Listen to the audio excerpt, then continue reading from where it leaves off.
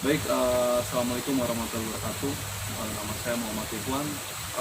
Di sini saya dengan Pak Dadan ya Pak. Ya, Makasih yang udah berkesempatan saya meminta ilmu untuk menggali apa sih ilmu dari hidroponik, dari NFT, DFT dan segala macam. Mungkin di sini saya ingin belajar Pak Dadan awalnya, mungkin dari hal-hal kecil, insya Allah kalau memang berkesempatan bisa akan jadi besar seperti itu Pak Dadan.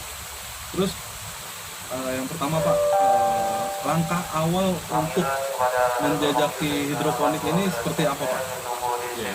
Sebenarnya hidroponik itu model bercocok tanam yang memang ada kekinian ya. Dan saya yakin itu adalah model pertanian masa depan. Karena semakin kesini semakin sempit lahan, ya, semakin sawahnya jadi berubah jadi lahan industri, jadi lahan perumahan dan lain-lain. Nah, salah satu kegiatan yang paling positif apalagi pada saat sekarang, pada saat pandemi ini, kita belajar hidroponik. Ya. Hidroponik adalah salah satu metode bercocok tanam yang kita bisa lakukan sebenarnya di mana saja. Untuk tahap awal hidroponik kategorinya adalah urban farming. Jadi kita bisa memanfaatkan lahan sempit di mana saja. Gitu. Nah, untuk tahap awal bagaimana kita belajar hidroponik? Yang pertama tentu kita bisa nyari di Google, ya, belajar baca, kemudian ada teman yang sudah pernah belajar, kita juga bisa tanya sama mereka. Kemudian bisa belajar di channel YouTube, salah satunya channel YouTube yang saya kelola, ya, di channel belajar hidroponik, ya, bisa dilihat nanti. Ya. Mulai dari bagaimana cara awalnya berhidroponik sampai skala industri. Selama hidroponik itu sangat bermanfaat ketika pada saat sekarang dalam masa pandemi ini kita perlu kegiatan yang tentunya bersifat positif. Di rumah saja, tapi bisa melakukan sesuatu yang bermanfaat. Kita bisa belajar bercocok tanam dengan cara yang sederhana. Langkah awal adalah yang paling penting di hidroponik itu, pertama kita harus punya benih. Benih yang kita gunakan itu sebenarnya sama saja dengan benih yang untuk di tanah. Karena benih semua sama. Kemudian yang kedua, perbedaan hidroponik dengan konvensional adalah di nutrisi, di pupuk. Nah, pupuknya beda. Hidroponik itu pupuknya dia harus larut sempurna dalam air. Ya, harus Berupa ion gitu ya Pak? Ya, sudah berbentuk ion, ya. Ya, itu bisa diserap oleh tanaman. Nah, bagaimana penggunaan pupuk yang di tanah? Nah, pupuk yang di tanah itu memang didesain sedemikian rupa untuk penggunaan di tanah. Beda penggunaannya untuk di hidroponik. Satu, kita sudah punya benih, kemudian kita sudah punya nutrisi, ya. Terus masuk ke grup-grup Facebook, misalnya hidroponik, belajar di sana, tanya di sana yang sudah pernah pengalaman, diskusikan, kemudian praktekkan. Gitu. Itu paling penting praktek. Paling penting. Jadi kalau cuma baca doang nggak pernah praktek nggak bakal bisa deh. Gitu. Yang penting baca, praktekkan, ada kendala tanyakan. Gitu. Sambil dianalisa, dipelajari, sebenarnya kekurangannya apa, seperti apa, semua proses dicatat. Dari mulai pembibitan, bagaimana cara membibitkan, pertama dicatat. Kesalahannya, Kesalahannya nanti bisa direview lagi, sebenarnya kita salahnya di mana. Paling males kita kalau nyatet. Gitu. Tuh, cuman saya harus nyatet juga nih Pak. Ya. Kalau kita kalau udah nyatet, punya catatan yang nggak pernah bisa hilang.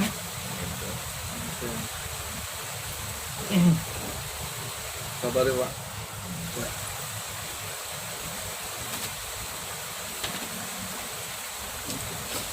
Nah, terus yang kedua Pak, untuk yang saya tahu kan ada NFT dan DFT ya Pak. Ya, itu Nah, termasuk perbedaannya sistem hidroponik ya. Perbedaannya dari segi kekurangan atau kelebihannya dari mana Pak? Hidroponik sebenarnya banyak sistemnya, ya. Yang pertama ada sistem wick yang paling sederhana. Ada sistem wick, ada sistem sumbu, sistem sederhana. Kemudian ada lagi sistem DFT. DFT itu singkatan dari Deep Flow Technique. Itu kira-kira begini, ada dalam satu pipa ada genangan air di dalamnya. Kalau DFT. Kalau DFT, gitu, ada genangan air di dalamnya. Nah, biasanya ini banyak pemula-pemula menggunakan sistem DFT. Nah, kemudian penggunaan pipanya agak tipis, ya. Kemudian dia bercocokannya daerah agak panas lah ya, suhu panas gitu ya. Nanti suhu yang terpaan sinar matahari itu akan memanasi pipa, kemudian juga panasnya akan terakumulasi dalam air itu. Sehingga dia rentan panas juga dalam pipa itu, karena terpapar sinar matahari langsung. Nah, ini banyak kesalahan yang terjadi pada DFT, terutama teman-teman kita yang ada di dataran rendah yang panas suhunya cukup tinggi. Kesalahannya banyak di situ di DFT. Jadi ada istilah baru namanya boci. Tanaman itu boci.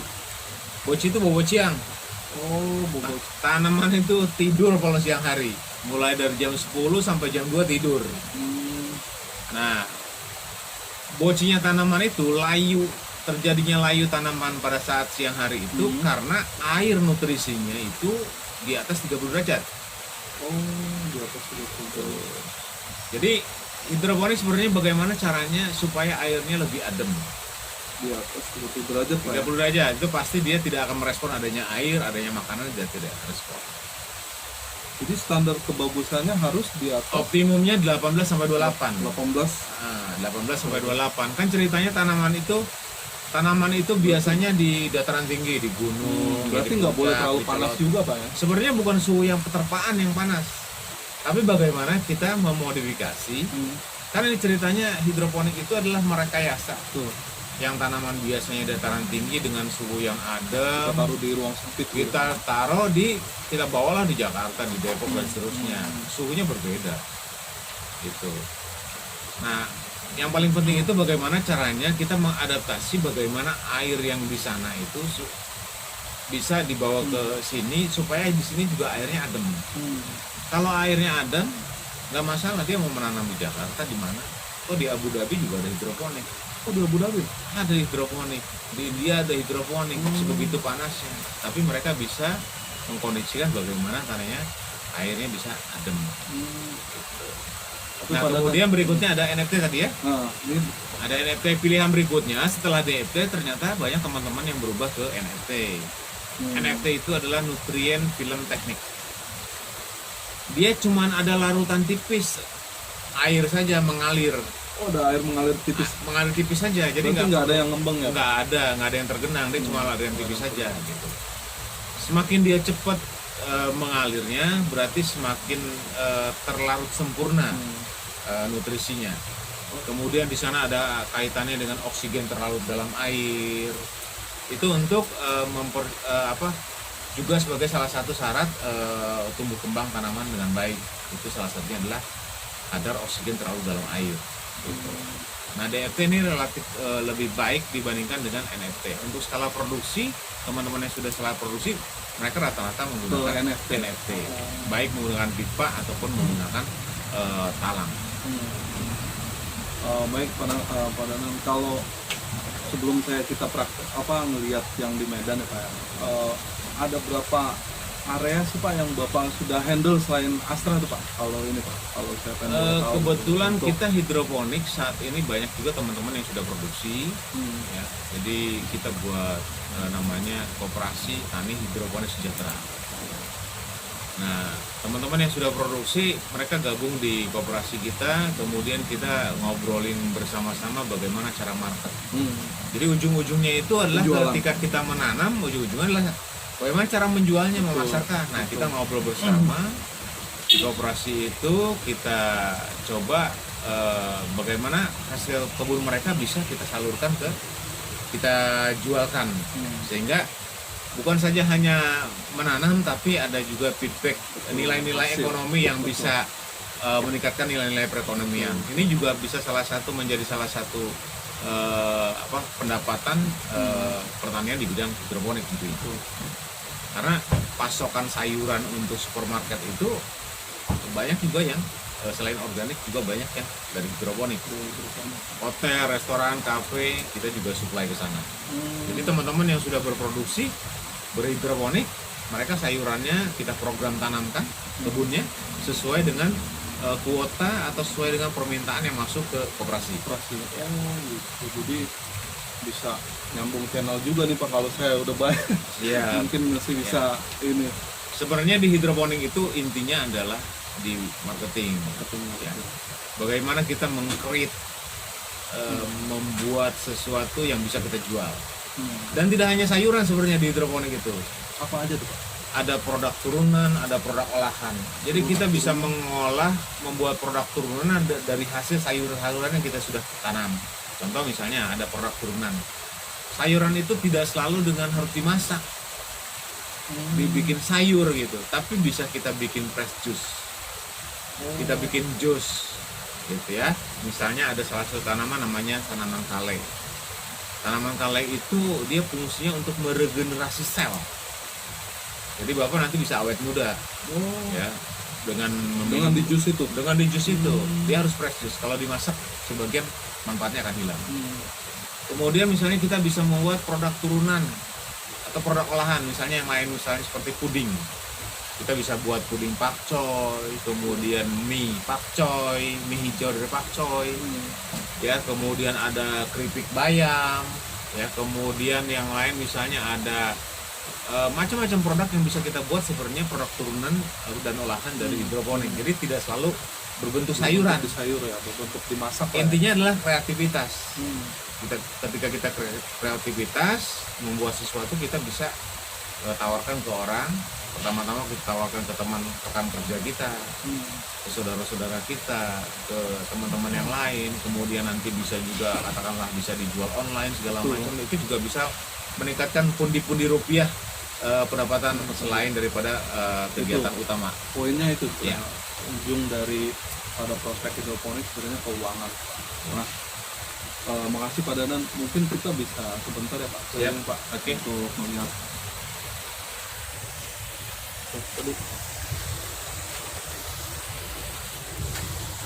Oke, nah ini adalah salah satu contoh NFT. NFT, ya. Ini NFT dari modifikasi talang PVC. Ya. Ini talang PVC yang kita modifikasi. Ya. Nah, bentuknya Kotak ya, Pak, ya talang kotak tuh. Modifikasi seperti ini aja.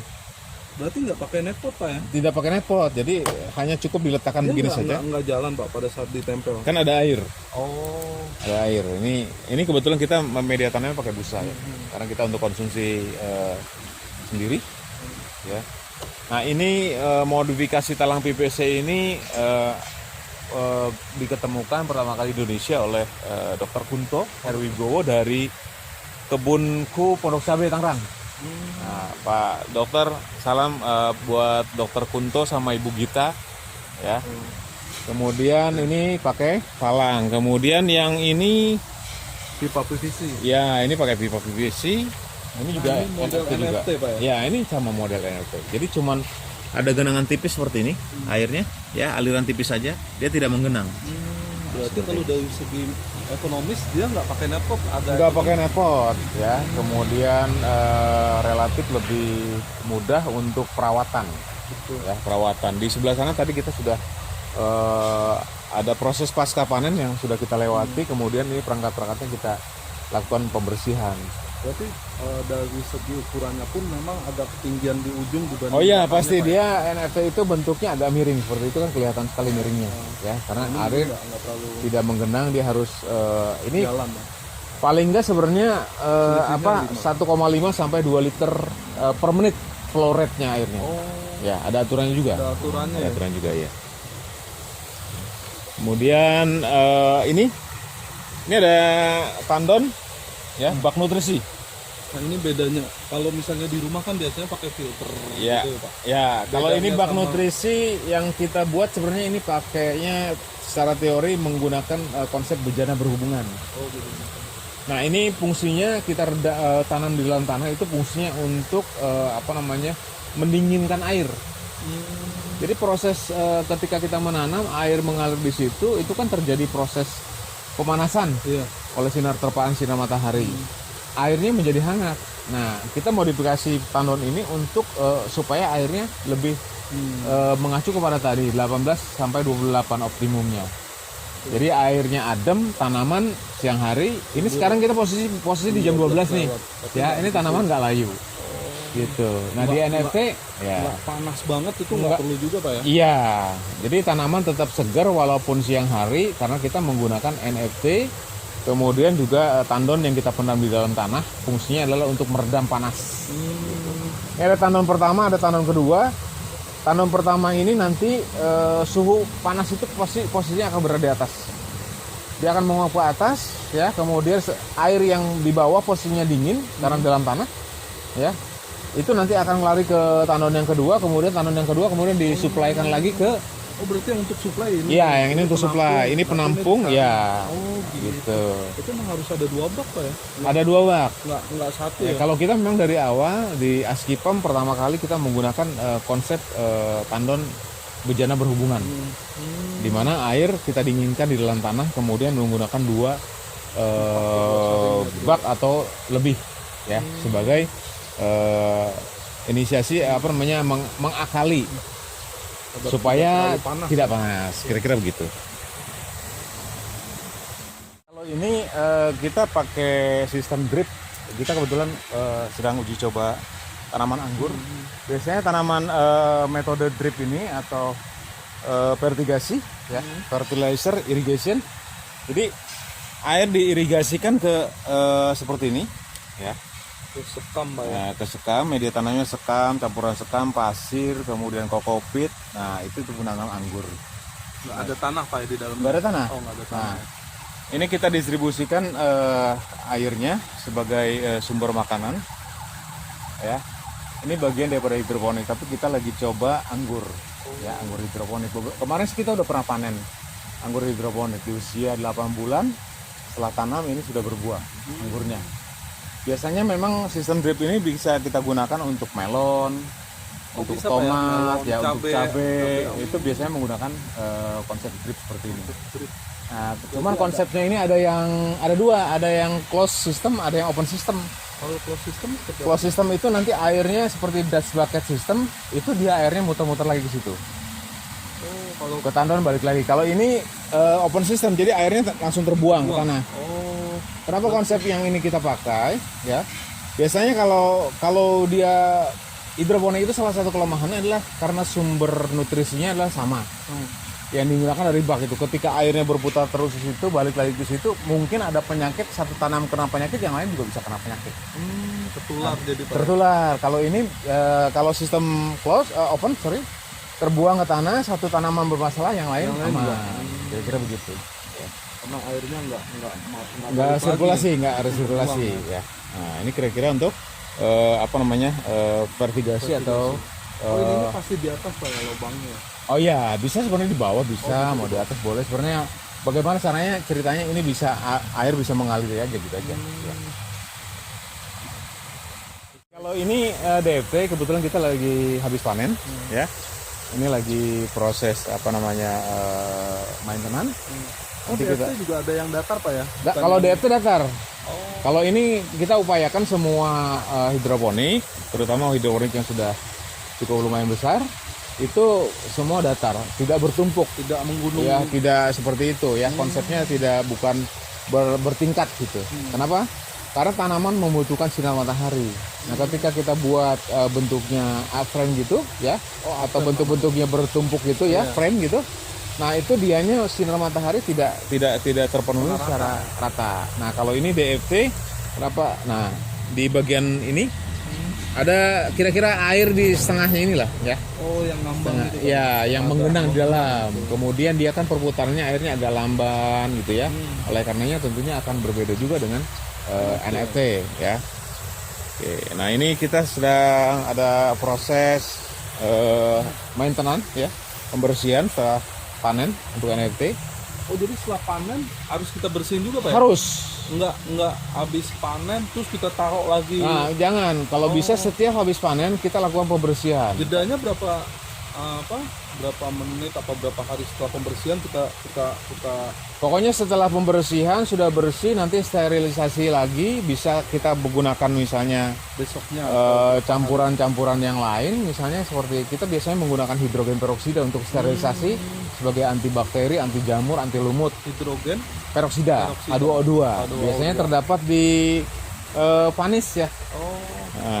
Nah, ini kita apa namanya? pencuci Ya, itu kandungannya adalah hidrogen peroksida. Nah, ini kita pakai untuk pembersihannya, maintenance kita pakai. ini ujungnya rakbol Pak ya? Ya, Bol toilet ya? ya, ini Iya, pakai karena sikat. nggak mungkin kita satu-satu itu terlalu lama Ya, ya. ini pakai sikat bulat, bentuknya seperti ini, ya. Nah, ini kita cukup colokan seperti ini. Nah, ini penting sekali, ya. Gitu. Jadi kalau misalnya setelah panen itu di situ hama bertumpuk, penyakit bertumpuk, ya. Ini kita harus lakukan sterilisasi. Sama kotak itu menurut saya Pak. Itu juga kita bisa, sebenarnya kita bisa bersihkan dengan cara-cara tertentu, kita bersihkan manifold ya. Pakai panen. Ya. Yang buat Ya. Atau bisa beli sebenarnya cairan hidrogen peroksida, ada ya, 3% di apotek ada. Biasanya cairan hidrogen peroksida itu biasanya untuk cuci mulut, biasanya di mulut, pembersihan gigi, mulut dan seterusnya. Biasanya kedokteran di kesehatan biasanya digunakan itu.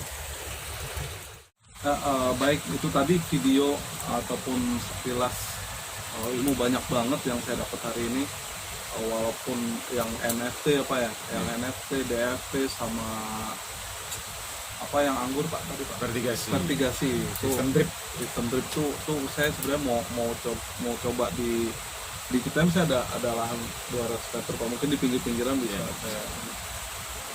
Makasih banyak Pak Dadan untuk waktunya di kesempatan yang berharga banget buat saya, walaupun ini nggak direncanakan, cuman Tidak, memang Allah kebetulan ya. iya Kebetulan kita memang lagi di Allah posisi. mempertemukan sama nih lu biar dapat ilmunya gitu. Iya. Jadi alhamdulillah banget, saya sangat berterima kasih banget Pak Dadan yang mungkin nanti share ilmu di YouTube, di IG-nya akan saya buka Pak, mungkin pulang pas jam malam biasanya, kadang saya suka kadang ngebaca ilmu di YouTube sama praktek itu lebih masuk ya, di praktek dan ketemu langsung, dan akhirnya ya Allah memang udah Ya banyak juga sih sebenarnya di YouTube, tayangan-tayangan di YouTube, video-video di YouTube juga yang nggak semuanya kita pelajari dan memang betul gitu. Kadang-kadang mereka kan cuma ingin banyak pengikut, banyak jam tayang. Kalau kita memang apa yang kita suguhkan di situ adalah sebagai media pembelajaran gitu. Karena saya juga dengar dari cerita Pak Dadan juga banyak yang di prospek, banyak yang dikerjakan areanya, wah itu luar biasa banget Ya. Jadi sangat berguna banget buat saya yang mungkin masih pemula banget. Jadi terima kasih Pak Dadan atas waktunya di siang hari ini. Saya sangat berterima kasih banget. Ya, oke. Assalamualaikum warahmatullahi wabarakatuh.